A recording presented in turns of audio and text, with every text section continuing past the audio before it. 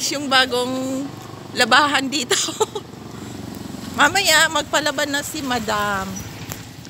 So ngayon guys, papunta na kami ng bilihan ng mantika. Mabubuking na ako ngayon. Ala, mabubuking na daw siya guys kasi ang sinabi niya is 120.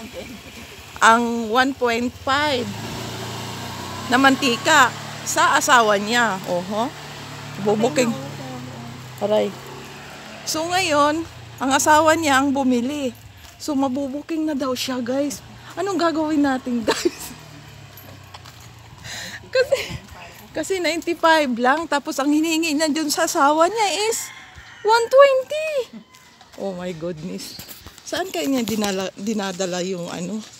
Yung yung 15 pesos. 25 pala, 20. 25. Wala pa kasi sininit yan, madam. Ewan ko lang. Ang tagal na niya.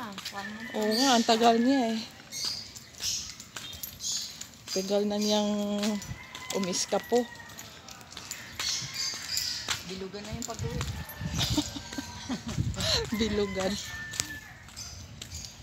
Bilugan. Siyempre, nasa probinsya, masarap kumain. Oo nga.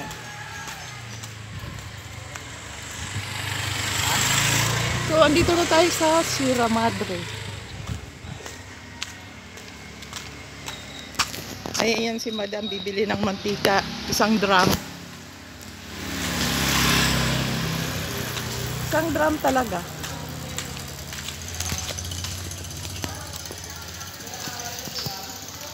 Saan ba yung banda? Oh, doon pa. Oo nga pala. Layo pala na.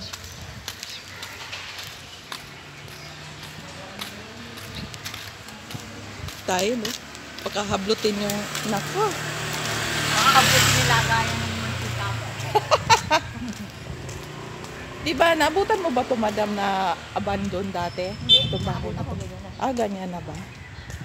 Abandon kayo. Abandonado yan dati? Oo. Talaga. Pinamululo-ubo rin ng... Di ba kay Kwerpo yan? Oo. Di ba kay Kwerpo yan? Kay Kwerpo yan. Ha? Kay Hindi. Kwerpo. Ay, hindi ba? Bilili lang yan. Doon sa loob ng fake kwerpo. Ah, nandun sa looban. Abandon kasi yan dati.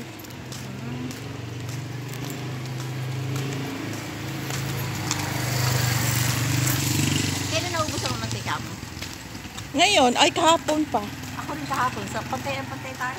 Oo nga, yayain ko sana yung asawa ko eh. Wala eh, nabising-bisihan kahapon. Eh, may meeting pa kami kagabi. Saan? Yan lang sa homeowners ano lang. Ah, home owner. Oo.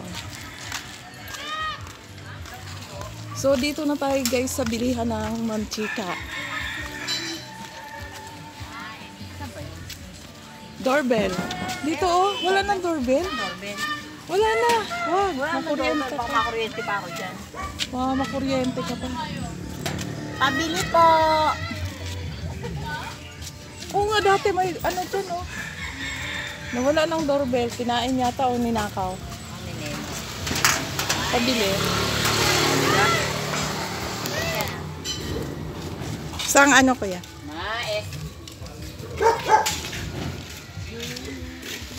Naku, lalabas yung aso nyo. Ay, baka kakainin mo kami aso. Ano yan? Kandel? Koko. Oh, yan. Ang dami pala. Ang dami. Dilaw? Ano, ang laki. May ano na oh. Pwede. Tapos binigyan ka sa'yo. Oo. Kasi healthy daw ito koko na. Yan nga lahat yata dyan. Eh, diyan kasi hindi natin alam kung pinilter pa yun sa mga tindahan. Pa yung mga sa Jollibee, pinilter nila. Oo. Huwag kang mangagat. Yung asawa ko, sabi niya, nakagat daw siya ng aso sa kain. Oo. Tapos sabi ko, saan? Doon daw sa kasama niya. Sabi ko, saan banda? Hindi tinignan namin. So, tapos na guys. Uwi na kami. Ano ulam mo? Tilapia. Magprito ko ng tilapia. Ako ano, dalagang bukid na may kamatis na ginisa. Ah, Tapos maglalaga ako ng okra. kamatis, gigisahin ang Ay, ang kamatis. sarap po yan nun, madam. Gigisahin mo, tapos pinong-pino yung kamatis. Tapos gigisahin mo, lalagyan mo isang itlog. Uy, Ay, oo, ginagawa Diba? ko na yan. ang sarap yun. Kahit Pero nga hindi- wala kang isda dun eh. Hindi pinong-pino. Kahit gulay nga lang dun eh. Oo, ginagawa ko yun. Pero ngayon, kasi mahal ang kamatis. Tilapia lang. Bumili akong kamatis.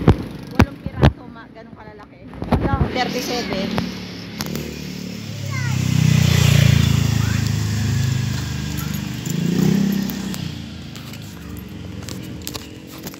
Pauwi na kami, guys.